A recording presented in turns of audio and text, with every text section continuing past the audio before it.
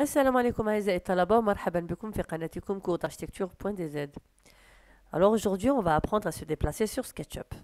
Donc d'abord, comment se déplacer sur SketchUp? Donc vous avez d'abord l'orbite. L'orbite, on l'obtient à partir de la barre de commande. Voilà, il est ici en vert et en rouge. Il suffit juste de rester, cliquer dessus, faire un clic gauche, rester appuyé et tourner et voilà. Donc il permet concrètement de faire un tour autour d'un objet. D'accord?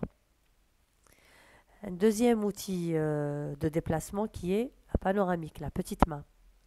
Donc la panoramique, elle permet de se déplacer de manière rectiligne. Regardez à droite et à gauche, en haut et en bas. Il suffit juste de rester appuyé et de faire déplacer votre objet.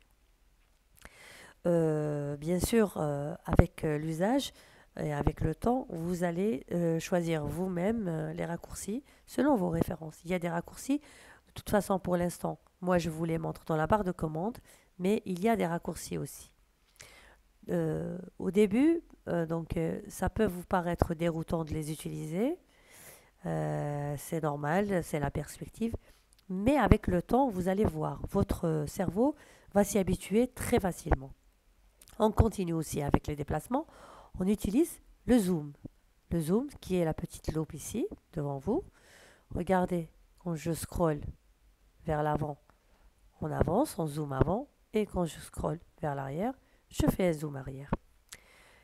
On peut trouver aussi, on a ici un zoom étendu. D'accord? Regardez, si par exemple, je fais un dessin et des fois je me perds. Je peux perdre mes objets. Comment les retrouver? C'est très simple. Je fais un clic sur la petite loupe avec des flèches, zoom étendu, et me revoilà dans... je retrouve mon personnage. Donc, des fois, ça nous arrive de me perdre, et pour récupérer ma 3D, je fais tout simplement un zoom étendu.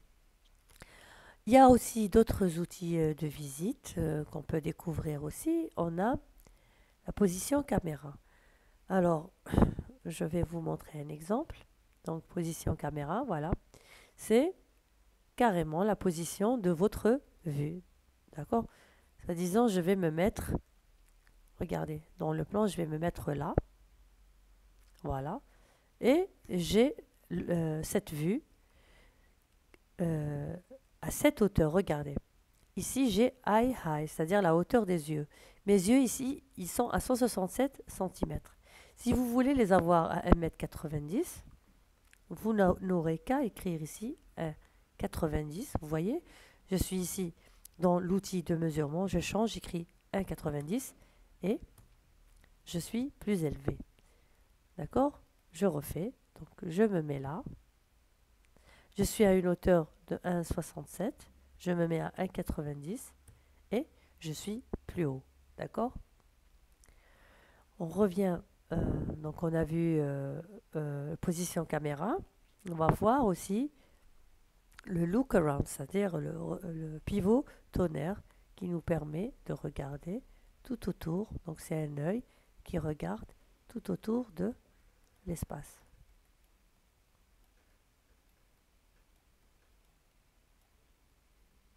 D'accord?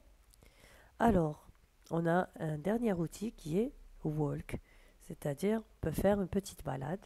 Si je me mets en haut, regardez, et que je mets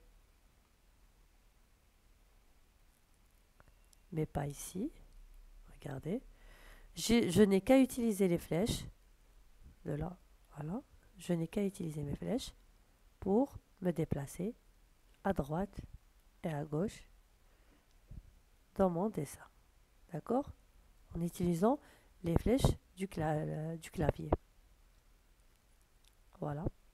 Donc c'était tout pour aujourd'hui. Donc on sait faire, donc on sait utiliser l'orbite, voilà, qui nous permet de tourner autour. On sait se déplacer grâce au pan, qui nous permet de déplacer un objet par rapport de façon rectiligne. On sait aussi faire un zoom, zoom avant et zoom arrière. On c'est faire un zoom étendu qui nous donne la totalité de notre projet. Et on peut faire une visite. Voilà. On peut se positionner notre caméra à ce niveau-là, à une hauteur donc de 2 mètres. Voilà, je suis plus haut. On peut regarder tout autour, look around, ajouter à des petits déplacements, des petits pas, voilà, en utilisant les flèches du clavier. Merci de m'avoir suivi, j'espère que cette leçon vous a été utile et je vous dis à très bientôt. Au revoir.